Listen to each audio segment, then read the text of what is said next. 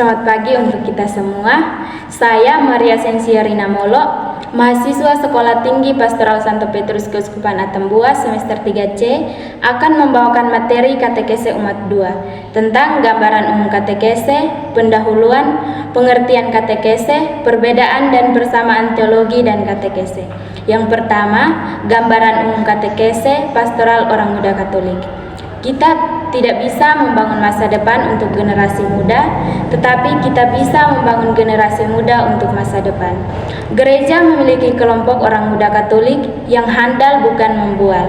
Orang muda Katolik dituntut untuk mampu menampilkan diri sebagai sosok berbudi luhur yang bisa memberikan kontribusinya kepada gereja dan masyarakat. Kemudaannya dimanfaatkan sebagai suatu kekuatan inspiratif penuh sakti untuk bersaksi di tengah dunia. Persoalan-persoalan dilematif mampir silih berganti mengganggu kehadirannya yang masih labil itu. Orang muda Katolik ingin bebas. Mereka ingin terlepas dari aturan-aturan yang ingin merampas kebahagiaannya untuk berkreasi. Namun, kehadiran orang muda Katolik jangan pernah dianggap remeh, apalagi begitu enteng di pojokan. Walau ada-ada saja tanggapan minor yang ditunjukkan kepadanya, namun itu bukan berarti bahwa peruntungan mereka berada di ambang didiskualifikasi. Kehidupan orang muda Katolik hendaknya merupakan wujud dari keyakinan terhadap peranan the great mind. Akalnya yang cerdas menuntunnya untuk meretas jalan baru menuju sebuah dunia yang dihayati oleh kasih sayang, sehingga pretensi dan angan-angan hampa akan meleleh habis bagai bongkahan es yang mencair ditimpa sinar terik matahari. Yang kedua, pengertian katekese. Kateketik berasal dari kata Yunani katekein, bentukan dari kata kat yang berarti pergi atau meluas, dan dari kata eko yang berarti menggemakan atau menyuarakan. Jadi, katekein berarti menggemakan atau menyuarakan keluar. Kata ini mengandung dua pengertian. Yang pertama, katekein berarti pewartaan yang sedang disampaikan atau diwartakan. Yang kedua, katekein berarti ajaran dari para pemimpin. 1. Konsep gereja, kelembagaan atau institusi. A. Konsep katekese gereja purba zaman para rasul. Katekese adalah penyampaian ajaran Yesus bagi calon-calon permandian. Inti katekese para rasul tentang wafat dan kebangkitan Kristus itulah yang menjadi pokok iman.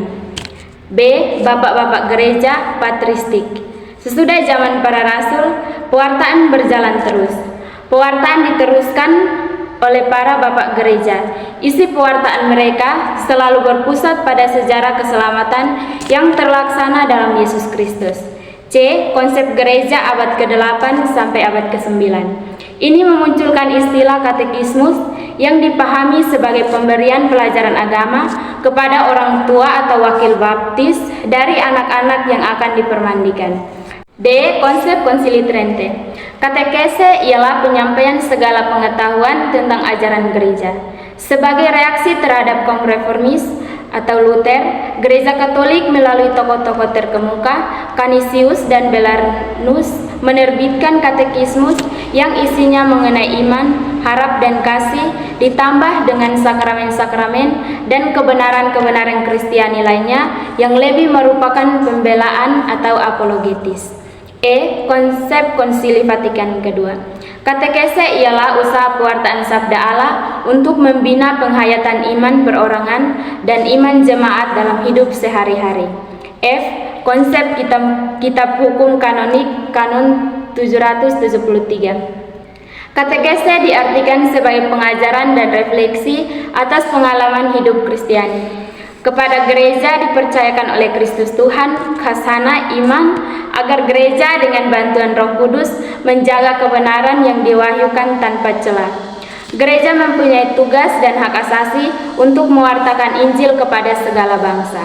G. Kongregasi untuk imam di dalam buku petunjuk umum katekese merumuskan bahwa katekese adalah bentuk pelayanan sabda yang mematangkan pertobatan awal untuk menjadikan suatu pengakuan iman yang nyata. H. Konsep katekese Gereja Indonesia. Katekese ini merumuskan katekese umat yang diartikan sebagai komunikasi iman atau tukar-menukar pengalaman iman atau penghayatan iman antar anggota jemaat. Dalam katekese, umat kita bersaksi tentang iman akan Yesus Kristus, pengantara Allah yang bersabda kepada kita. Yang berkatekese adalah umat. Peran dan keterlibatan umat dalam karya katekese sesungguhnya menjawab pengertian gereja sebagai umat Allah. Dalam katekese umat, fungsi pemimpin katekese adalah pengarah dan pemuda atau fasilitator, yaitu pelayan yang menciptakan suasana komunikatif. Komunikasi iman dalam katekese umat menempatkan peserta sebagai sesama dalam iman yang sederajat. B. Adapun istilah-istilah yang berhubungan dengan katekese diantaranya adalah 1. Katekese, usaha pengajaran atau pendidikan agama bagi calon permandian atau bagi umat. 2. Kateketik, pemikiran yang sistematis dan pedagogis tentang ajaran agama bagi manusia dalam situasi konkret hidupnya. 3. Katekis, guru agama atau orang yang atas nama gereja mewartakan sabda Tuhan. 4. Katekismus, buku yang berisikan ajaran-ajaran pokok agama gereja yang penting dalam bentuk tanya jawab. 5. Katekumen, calon-calon permandian yang sedang dipersiapkan dengan pelajaran agama untuk menerima permandian. 5. Katekumenat, masa persiapan atau masa pendidikan bagi calon-calon permandian. 6. Kateket, orang yang ahli dalam bidang katekese. C. Katekese dalam tugas pastoral gereja. Gereja mengembangkan diri dan melayani dunia melalui 5 macam usaha pastoral gereja. Kelima macam usaha itu adalah pewartaan atau katekese, ibadat atau liturgi, bimbingan khusus atau poimenik, perwujudan iman dalam masyarakat atau diakonia, pembentukan jemaat atau koinonia. 1. Pewartaan atau katekese. Katekese sebagai komunikasi iman adalah usaha untuk saling tukar-menukar pengalaman iman, meneguhkan, mengembangkan, mengarahkan, serta menggairahkan kembali imannya. Dengan itu, umat semakin lebih menghayati imannya. Jadi dalam katekese, umat harus mendengarkan dan diteguhkan oleh pengalaman iman umat dalam tradisi gereja dan dalam kitab suci. 2. Ibadat atau liturgi. Ibadat adalah perayaan iman. Dalamnya orang mengungkapkan imannya dan menanggapi karya keselamatan dari Tuhan dengan bersyukur, berterima kasih, bertobat, memohon dan memuliakan. 3. Bimbingan khusus atau poimenik. Bimbingan khusus atau poimenik ialah suatu bentuk pelayanan iman dengan memberikan bimbingan khusus bagi kelompok khusus, misalnya kerasulan, kamar tamu, kunjungan keluarga, dan bimbingan kelompok pelajar. 4. Perwujudan iman dalam masyarakat atau diakonia. Diakonia adalah suatu bentuk pelayanan iman dengan mencarikan nilai iman yang bentuknya sangat manusiawi dan malahan profan sehingga langsung berfungsi dan berhasil bagi perkembangan masyarakat. Tugas ini dapat terwujud dalam berbagai bentuk, misalnya pelayanan yang ikhlas seorang guru, pelayanan dari seorang ibu keluarga, pegawai, pengusaha, petani di tempat kerja mereka masing-masing. Dengan tugas ini, gereja menjalankan tugasnya untuk mengembangkan dunia. Tugas ini berasal dari hakikat hidup gereja sendiri karena gereja harus menjadi garam dan terang dunia. 5. Pembentukan jemaat atau koinonia. Pembentukan jemaat atau koinonia ialah suatu bentuk pelayanan iman dengan memperhatikan segi kebersamaan dalam jemaat. Misalnya, kerukunan dan kerjasama dalam umat, nilai-nilai dan ciri khas kehidupan kelompok umat, dan sarana-sarana. Katekese atau pewartaan merupakan salah satu tugas pastoral gereja yang bergiat dalam komunikasi iman. Usahanya ialah menggerakkan orang sehingga orang dengan mudah bertukar pengalaman imannya. Dengan demikian, orang semakin menghayati imannya. D. Hubungan ilmu-ilmu lain dengan katekese. Yang dimaksudkan dengan ilmu-ilmu lain di sini ialah ilmu manusiawi dan teologi. Ilmu manusiawi ialah pemikiran yang mau mendalami diri manusia, masyarakat, dan alam sekitar berdasarkan terang budi seperti antropologi, sosiologi, psikologi, pedagogi. Teologi adalah pemikiran yang menyoroti manusia, masyarakat, dan alam sekitar menurut wahyu ilahi seperti eksegese, evangelisasi, kerigma. Jadi hubungan ilmu-ilmu lain dengan katekese yaitu 1. Antropologi. Ilmu pengetahuan yang mempelajari tentang manusia dan kebudayaan seperti tentang asal manusia, perbedaan ras, adat istiadat, cara hidup masing-masing suku, bahasa, kesenian, dan lain-lain. Ilmu ini menyumbangkan katekese dengan memberikan pengetahuan dasar tentang manusia dan kebudayaan yang merupakan medan dari katekese. 2. Sosiologi. Ilmu pengetahuan yang mempelajari tingkah laku manusia yang saling berhubungan dan saling mempengaruhi satu sama lain sebagai kelompok dalam suatu masyarakat. Ilmu ini membantu katekese dalam mengatur kelompok-kelompok katekese, suasana persaudaraan, dan rasa keterikatan dalam kelompok katekese. 3. Psikologi. Ilmu yang mempelajari jiwa, kegiatan, dan tingkah laku manusia. Ilmu ini memberikan sumbangan bagi katekese dengan memberikan pengetahuan dasar tentang jiwa manusia sehingga pendekatan karya katekese untuk memperkembangkan iman manusia dapat lebih berhasil. 4. Pedagogi. Ilmu yang mempelajari bagaimana mendidik manusia menjadi seorang dewasa.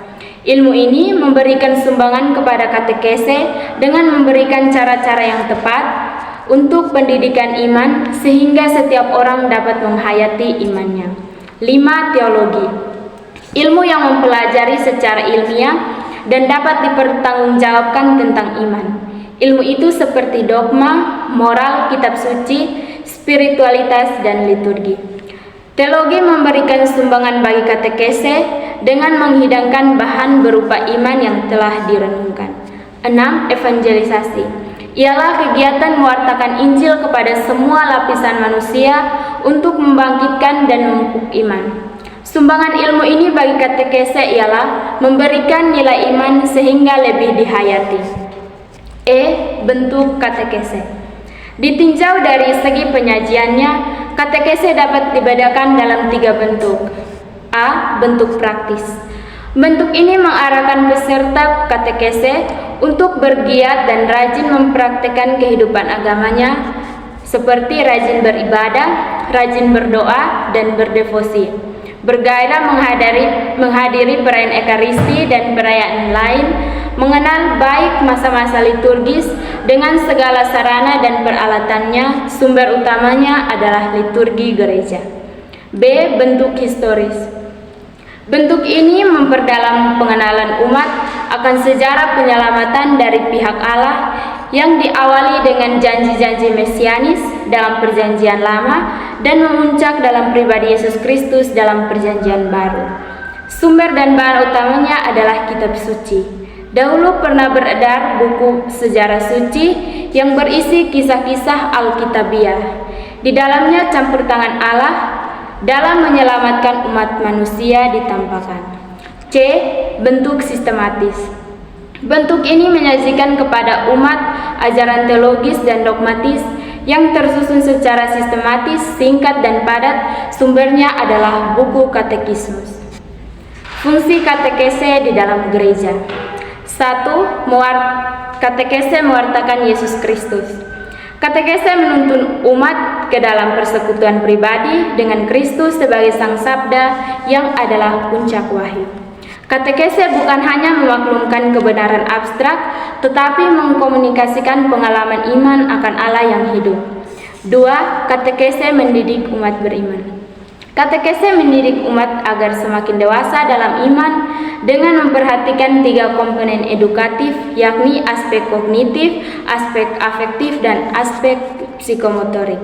3. Katekese mengembangkan gereja.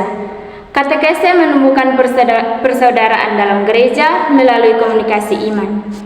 Perbedaan dan persamaan teologi dan katekese. Yang pertama, perbedaan. Bahan teologi bersifat intelektual dan konseptual, sedangkan katekese menggunakan kata-kata yang biasa dipakai dalam hidup sehari-hari. Dalam berteologi, kita memikirkan pokok-pokok ajaran gereja, sedangkan dalam katekese, kita memikirkan dasar keputusan seseorang dalam hidup sehari-hari, yakni mengembangkan sikap iman dan nilai-nilai Kristiani dalam hidup konkret. Yang kedua, persamaan. Teologi dan katekese berlangsung di dalam komunio atau persekutuan iman gereja. Teologi dan katekese mempertimbangkan situasi konkret masyarakat dan mencari jalan untuk mengatasi situasi itu, atau teologi katekese kontekstual. Sekian dan terima kasih.